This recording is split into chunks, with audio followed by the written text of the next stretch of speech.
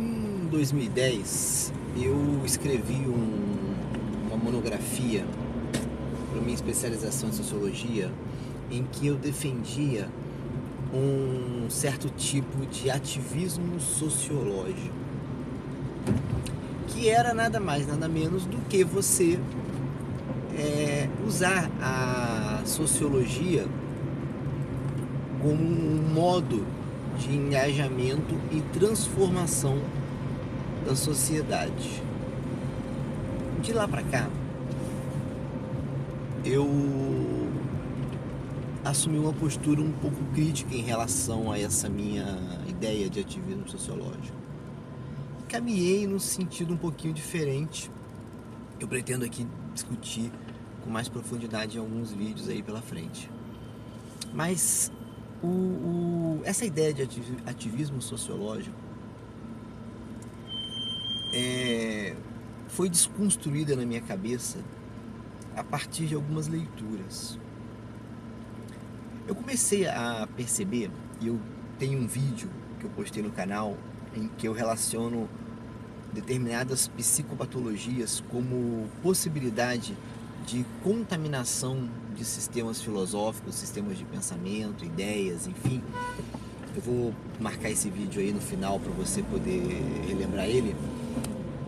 Quando eu comecei a desenvolver essa ideia de que as nossas paixões, de alguma maneira, ela nos compromete em termos de contaminação. Por exemplo, uma paixão política, uma ideologia religiosa, uma ideologia, enfim, religiosa, política, ideologias de modo geral. Essas ideologias, elas podem comprometer a minha capacidade de pensar a partir da realidade, a partir do dado ali, do fato dado, do fato real. E eu estou lendo um livro chamado A Mente Imprudente, de Mark Lilla, e esse autor ele faz exatamente uma análise de como determinadas paixões, ideologias políticas contaminaram ideias de pensadores como Heidegger, como Carl Smith, como Derrida, Foucault, como Walter Benjamin.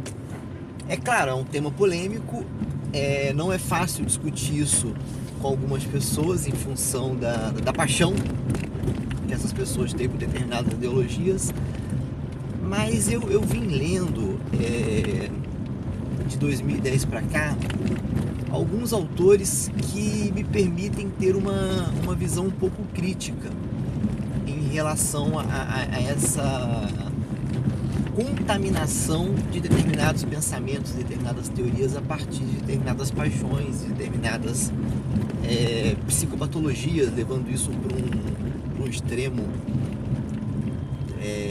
de análise. O Mark Lilla, na verdade, ele é o ápice de uma série de leituras que eu venho fazendo, que começou lá atrás com Raymond Aron e o Ópio dos Intelectuais, com Thomas Sowell e os intelectuais e a sociedade, com Norberto Bobbio, os intelectuais e o poder. Recentemente com Julien Benda, sobre a traição dos intelectuais, Gessé de Souza, A Tolice da Inteligência Brasileira, e Flávio Gordon, Corrupção da Inteligência. A leitura desses autores, em alguns casos eles são muito conflitantes, por exemplo, no caso do Gordon e do Gessé de Souza, que falam da realidade brasileira especificamente e estão posicionados em extremos ideológicos. A leitura desses autores e algumas reflexões que tenho feito mais recentemente tem me levado por um caminho reflexivo bem interessante, e eu estou pensando seriamente em incluir essas reflexões aqui em alguns vídeos, talvez resenhando sucintamente cada livro desse e posteriormente fazendo uma síntese sobre essa inteligência no sentido de corpo de intelectuais. O que eu gostaria de reforçar com esse vídeo, e é só uma proposta, e a minha tese é de que é possível uma síntese desses extratos, mesmo os mais conflitantes, para discutir a situação intelectual em que a gente se encontra. Sobretudo, pensando numa perspectiva histórica. E eu vou usar como fio de diálogo desses autores o filósofo Javier Zubiri, que tem um texto chamado Nossa Situação Intelectual. E esse texto vai ser a primeira síntese que eu vou apresentar. Vou fazer a resenha desses livros e depois a gente vai fazer um vídeo síntese dessas leituras. Quem sabe depois a gente não acaba produzindo um ensaio, uma coisa escrita, porque me parece que essa ideia é muito interessante.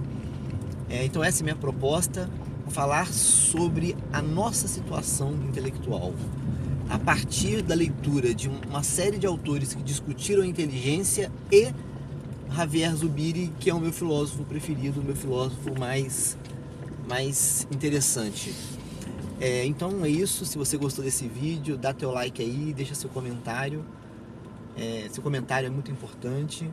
As suas críticas e as suas sugestões são lidas com muito carinho. E não deixa de compartilhar com seus amigos. É isso aí, um abraço.